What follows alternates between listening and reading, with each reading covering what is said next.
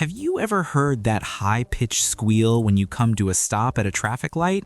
That is your car screaming for help, and the culprit is likely your brake pads. Brake pads are the unsung heroes of your vehicle's stopping power. They are essentially thick blocks of friction material attached to a metal backing plate. When you press the brake pedal, hydraulic pressure forces these pads to clamp down hard onto the spinning brake rotor, much like you would squeeze a spinning coin to stop it. This creates immense friction, which turns the kinetic energy of your moving car into heat energy, bringing you to a halt. Because they work by rubbing against metal under extreme pressure and heat, they are designed to wear out over time. It is a sacrificial part. In the United States, you will find different types of pads, like semi-metallic, which are durable and good for heat, but can be dusty, or ceramic pads, which are quieter and produce less dust, but might be more expensive. That squealing noise you hear is often a built-in safety feature called a wear indicator. It is a little piece of metal designed to scrape against the rotor when the pad material gets too thin,